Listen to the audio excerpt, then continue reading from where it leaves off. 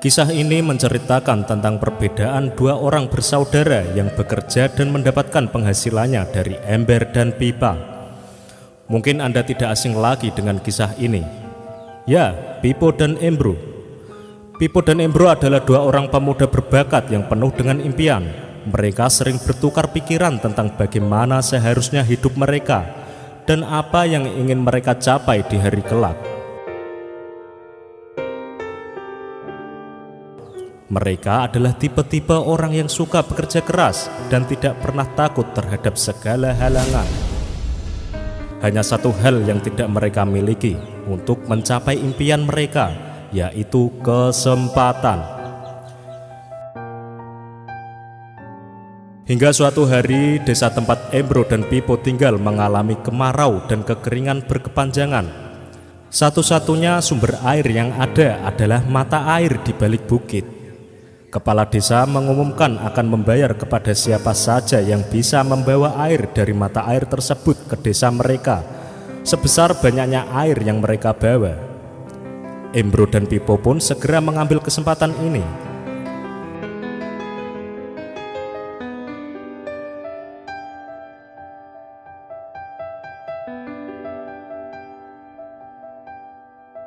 Oke, intinya pada kisah ini adalah ketika Pipo menyadari ada batas bagi setiap manusia, di mana usianya semakin bertambah, tenaga melemah, dan kesehatan mungkin berkurang. Sehingga ia berpikir, bagaimana air itu bisa mengalir dari bukit ke desa tanpa ia harus memikul ember setiap hari. Dan Pipo memutuskan untuk membangun saluran pipa agar dapat mengalirkan airnya. Butuh perjuangan yang ekstra untuk membangun saluran pipa itu. Sedangkan Embro tetap mengusungi ember, bahkan dia memperbesar ukuran embernya. Karena Embro berpikir bahwa ide Pipo untuk membangun saluran pipa dari bukit ke desa adalah sesuatu yang gila.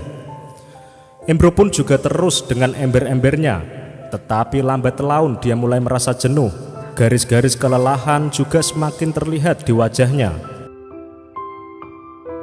Kemampuan membawa embernya juga sudah tidak seperti waktu pertama dia memulai usaha ini. Hari itu, Pipo menyelesaikan pipanya. Air mengalir dengan derasnya dari mata air ke desa, dan seluruh warga yang dulu mencemooh Pipo melihat bagaimana itu ternyata bukanlah sebuah ide gila. Mereka pun berbondong-bondong membeli air dari pipa Pipo. Pipo begitu gembira. Betapa tidak, kerja kerasnya selama sekian tahun terbayar. Sekarang dia tidak perlu lagi susah payah harus membawa ember ke mata air. Saat dia sedang istirahat, sedang bersantai, bahkan berlibur sekalipun, air-air tersebut akan terus mengalir ke desanya. Dan itu juga berarti rezeki akan terus mengalir ke pundi-pundinya. Itulah sedikit kisahnya. Ember bisa diinterpretasi sebagai karyawan dan pipa sebagai simbol bagi orang yang membangun sistem. Dalam kehidupan ada baiknya kita belajar bagaimana menjadi seseorang yang bisa membangun sistem yang bisa menghasilkan uang. Memang pada awalnya harus berusaha bekerja keras untuk membangun sistem ini. Namun ketika ini sudah berjalan, kita akan menikmati hasilnya. Ada beberapa pelajaran hidup yang bisa kita ambil dari cerita ini, di mana sebuah pelajaran hidup yang berharga agar kita mampu lebih bijak dalam mensikapi hidup ini.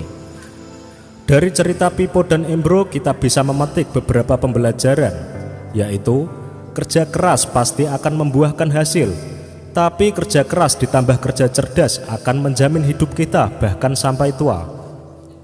Kerja cerdas yang dimaksud adalah mencoba menuangkan ide sendiri dan menjalankannya. Eksekusi tanpa mimpi itu sia-sia. Mimpi tanpa eksekusi itu bencana. Mungkin tidak persis seperti Pipo. Mungkin kita harus mencoba 2, 3, bahkan 5 kali sampai berhasil. Semakin banyak kita gagal, semakin dekat kita dengan keberhasilan. Yang penting, kita jalankan ide kita dan berani keluar dari zona nyaman. Yang kedua adalah faktor daya ungkit atau faktor kali. Contoh faktor kali yang dilakukan oleh Pipo adalah membuat pipa sehingga jumlah air yang bisa ia peroleh berkali-kali lipat lebih banyak dan lebih cepat. Dalam dunia nyata, contoh faktor kali, kita mempunyai 5 cabang, 5 toko, 50 reseller, 5 ruko yang disewakan, dan terus semakin banyak. Contoh konkretnya, apabila kita hanya mempunyai satu tempat makan yang begitu ramai, itu ada batasnya. Orang yang makan mungkin adalah orang yang bertempat tinggal di dekat tempat makan dan lainnya hanya sesekali saja. Sumber daya dan luasnya tempat pun terbatas. Apabila maksimal 200 mangkok dengan keuntungan 10.000 per mangkok, maka maksimal dapat 2 juta per hari atau 60 juta per bulan.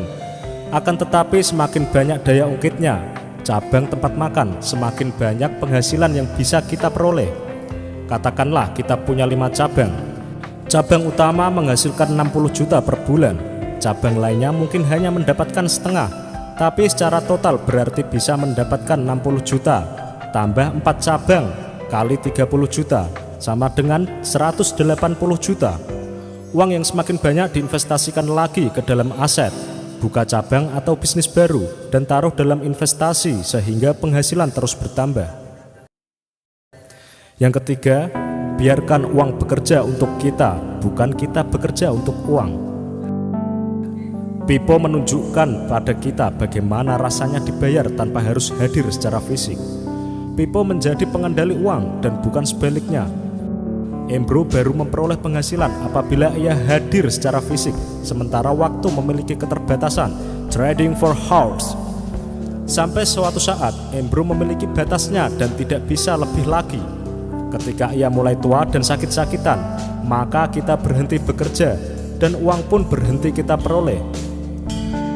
Tidak nekat sampai-sampai meninggalkan pekerjaan yang kita punya sekarang. Padahal itu adalah sumber penghasilan yang pasti saat ini.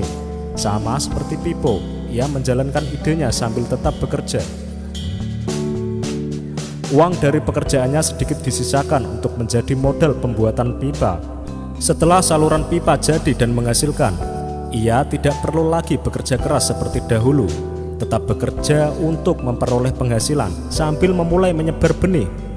James Gui, salah satu motivator terbaik Indonesia, berkata, apabila ide itu baik adanya, maka sekitar 2-3 tahun seharusnya hasil dari ide itu sudah mulai terlihat dan mungkin menghasilkan hasil yang mirip dengan pekerjaan yang dilakukan. Sekitar 5 tahun, ide yang dijalankan tersebut sudah menghasilkan lebih lagi, mungkin 2-3 kali lipat, mungkin 20 kali lipat.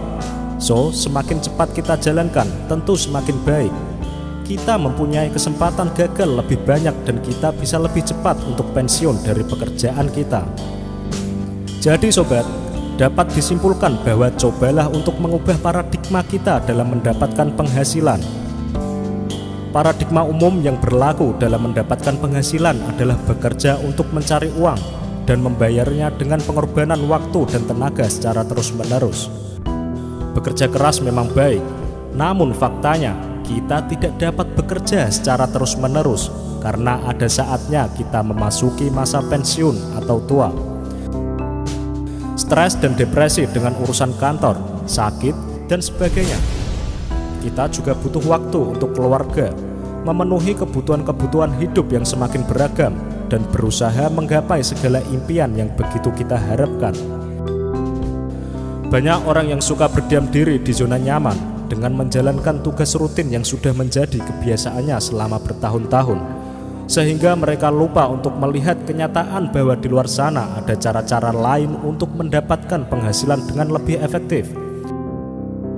Menurut Burke Hedges, penulis The Parable of the Pipeline, cara paling ideal untuk membangun usaha yang menghasilkan pendapatan yang berkesinambungan adalah dengan membangun aset, seperti sebuah saluran pipa yang mengalirkan air tanpa peduli siang ataupun malam. Oke sobat semuanya, semoga video ini memberikan inspirasi untuk sobat semua.